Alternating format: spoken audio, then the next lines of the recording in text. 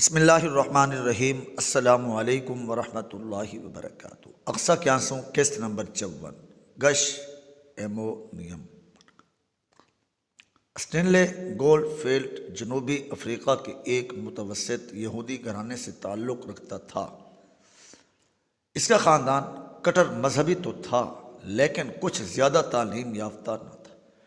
Gold field کو بھی واجبی سی تعلیم کے بعد کاروبار کے یہودی گر سیکھنے کے لیے تجارتی پنڈتوں کے حوالے کر دیا گیا۔ گولڈ فیلڈ نے جب یہودی بڑوں کے پاس آنا جانا شروع کیا تو ان زمانہ شناس اور گھاک کاروباریوں نے اس کے والد کو رپورٹ دی کہ تعلیم کی طرح اس کا ذہن کاروبار میں بھی نہیں چلتا، یہ تو کند ذہن اور کاہل سانڈ کی طرح غبی اور راز کار رفتہ ہے۔ گولڈ فیلڈ کے لالچی اور بخیل والد کو اس سے بڑی تشویش، وہ آخری عمر میں اپنے ارد گرد بہت سی دولت اور اسباب تعیش دیکھنے کا خواہش مند تھا، اور اس کی چاہت تھی کہ جو اس کی نااسودہ تمنائیں پوری نہ ہوئی ان کو اس کا بیٹا اس کے لیے پورا کر دکھائے گا۔ اس نے بڑی کوشش کی مگر گولڈ فیلڈ کے وحشی مغز میں وہ جراثیم ہی نہ تھے جو علم و ہنر سیکھنے کے لیے درکار ہوتے ہیں۔ گولڈ فیلڈ نے آوارہ گردی شروع کر دی۔ اس کا اٹھنا بیٹھنا اوباش یہودیوں لڑکوں کے ساتھ ہو گیا جو دنیا کی ہر برائی اس یقین کے ساتھ کرتے تھے کہ وہ خدا کی محبوب قوم کے بیٹے ہیں۔ اس کے والدین کو کچھ پتہ نہ تھا کہ اس کی شامیں اور راتیں کہاں گزرتی ہیں۔ رفتہ رفتہ اس کا گھر آنا جانا کم ہو گیا، یہاں تک کہ ایک دن اس کے والد نے سنا کہ وہ گش ایمونیم والوں کی ہتھیں چڑھ کر وفاداروں کے دستے میں بلاک آف دا فیفتھ میں شامل ہو گیا ہے اور جنوبی افریقہ سے نقل مکانی کر کے میراث کی سرزمین جا پہنچا، جہاں وہ اب یہودی نو آبادیوں میں رہتے ہیں جن کے باشندے سب سے پہلے مسیحا کا استقبال کرنے کا اعزاز حاصل کریں گے۔ وفاداروں کا دستہ کیا چیز ہے؟ یہ ان متشدد اور جنونی صہیونیوں پر مشتمل گروہ ہے جن کی زندگی کا واحد مقصد مسجد اقصی کے صحن میں موجود مقدس چٹانوں پر قائم گنبد کو شہید کرنا ہے تاکہ اس چٹان پر تیز سرخ رنگ اور بے داغ کھال والے کم عمر بے عیب سانڈ کی قربانی دی جا سکے۔ یہود بھی عجیب قوم ہے۔ جب سیدنا حضرت موسیٰ کلیم اللہ علیہ السلام کو نے ان کو گائے کی قربانی کا حکم سناتے تو طرح طرح ہیلے بہانے اور ان کی جان نہ چھوڑتے۔ انہوں نے بے جا باتیں پوچھ پوچھ کر اپنے مقدس نبی کو دک کر چھوڑا، اور اب ہزاروں سال بعد انہیں قربانی کی رسم پوری کرنے کا سودا آ چڑھا ہے۔ ان کے ربیوں کے مطابق یہ قربانی اس قربانی کی یادگار ہوگی جو یعنی یہودی عقائد کے مطابق حضرت ابراہیم علیہ السلام کے ہاتھوں اپنے فرزند حضرت اسحاق علیہ السلام کی بے مثال قربانی سے قائم ہوئی تھی۔ یعنی یہودیوں کے مطابق ذبیح اللہ سیدنا حضرت اسحاق علیہ السلام جنہیں اس پتھر پر راہ خدا میں قربان کیا گیا تھا، جبکہ مذہبی حقائق سے ہٹ کر تاریخی شواہد کے اعتبار سے بھی یہ بات کسی طرح درست ہو ہی نہیں سکتی۔ اس گروہ کے ارکان یہودی بھی ہیں اور عیسائی بھی ہیں۔ انہوں نے یروشلم ٹیمپل فاؤنڈیشن جیسے ملتے جلتے ناموں سے ایسی تنظیمیں بنا رکھی ہیں جو ٹیمپل ماؤنٹ کو ہیکل کی تعمیر کی غرض سے صاف کرنے کے لیے دنیا بھر کے یہودیوں سے لاکھوں ڈالر چندہ اکٹھا کرتی ہیں۔ ان تنظیموں کے ارکان زیادہ تر دریائے اردن کے مغربی کنارہ ویسٹ بینک میں ان زمینوں میں رہتے ہیں جو فلسطینی مسلمانوں کو قتل و غارت کے ذریعے جلا وطنی پر مجبور کر کے حاصل کی گئی ہے۔ اسرائیلی حکومت ان آبادیوں کے گرد اونچی اونچی ناقابل عبور دیواروں کے ذریعے حفاظتی حصار قائم کر رہی ہے۔ ان تنظیموں کی شدت پسندی اور دیوانگی کی حد تک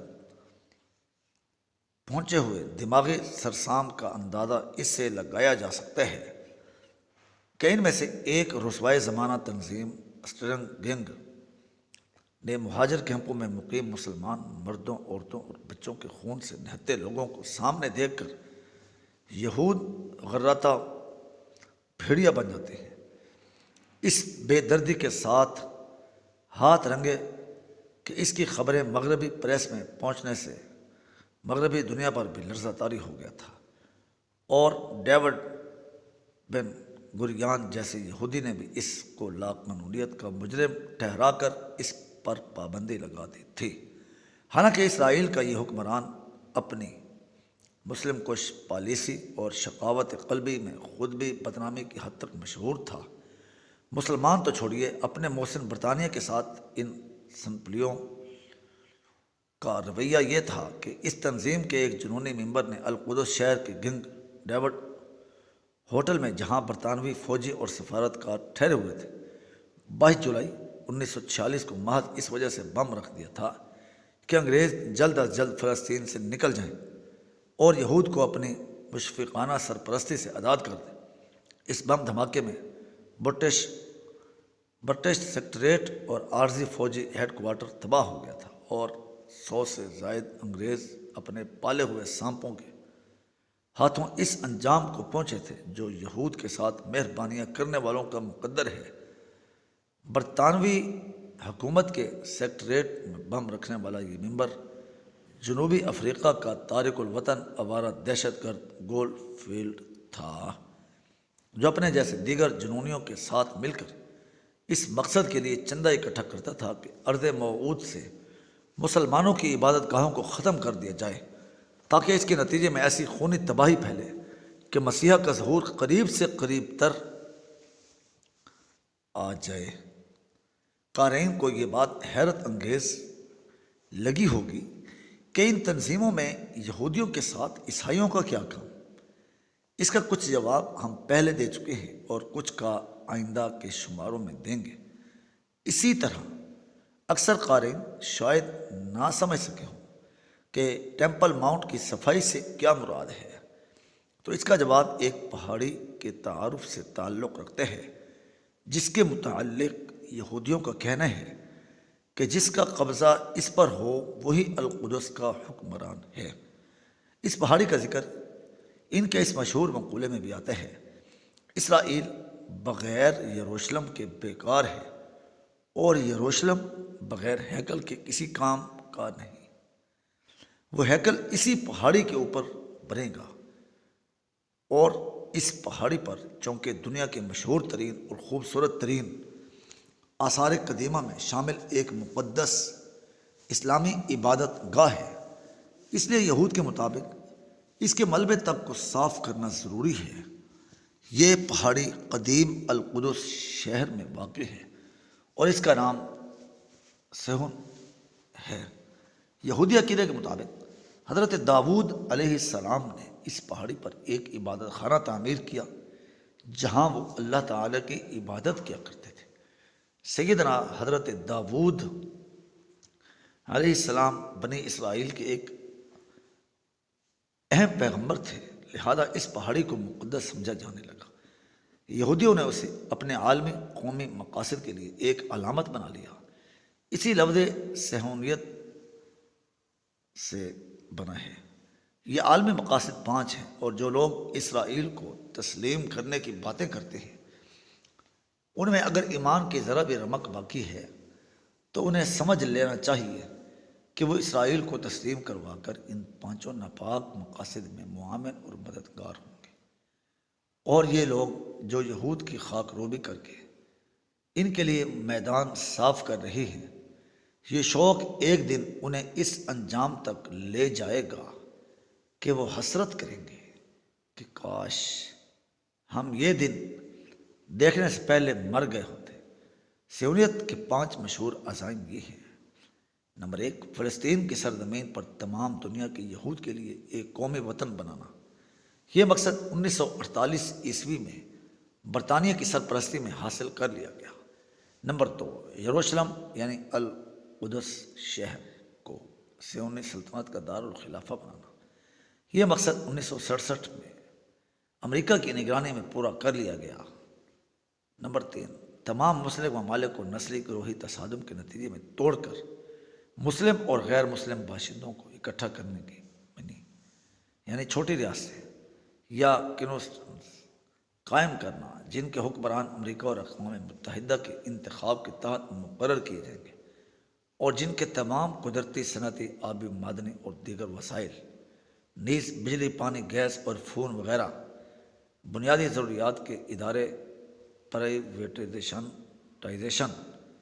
کے ذریعے بین الاقوامی یہودی کمپنیوں یعنی ایک قطبی نظام کو متعارف کروا چکے ہیں، جو دجال کے دعوے خدائی کے لیے سازگار ماحول پیدا کرنے کے مترادف ہے، سوائے مسلمانوں کے دنیا کی آبادی کی اکثریت کو اپنے پیٹ اور شرم گاہوں کے تقاضوں کی تکمیل سے آگے کسی اعلیٰ مقصد کے لیے جینے کی فکر نہیں۔ یورپ کے عوام کی اکثریت ہفتے کے 5 دن زیادہ سے زیادہ کمانے اور 2 دن اسے بہتر سے بہتر مزے میں اڑانے سے آگے کوئی بلند سوچ نہیں رکھتی۔ یہ صرف محمد رسول اللہ صلی اللہ علیہ وسلم کی امت ہے جو خود کو اور ساری دنیا کو ربانی نظام کی برکتوں سے فیض یاب کرنے اور ابلیس کے پیروکاروں اور ہلاکت سے بچانے کی فکر میں لگی ہوئی ہے۔ چنانچہ دجال کی عالم حکومت کے قیام کی جدوجہد کرنے والوں کے لیے اگر اس کرۂ ارض پر کوئی خطرہ ہے تو وہ امت مسلمہ ہے، جاری ہے۔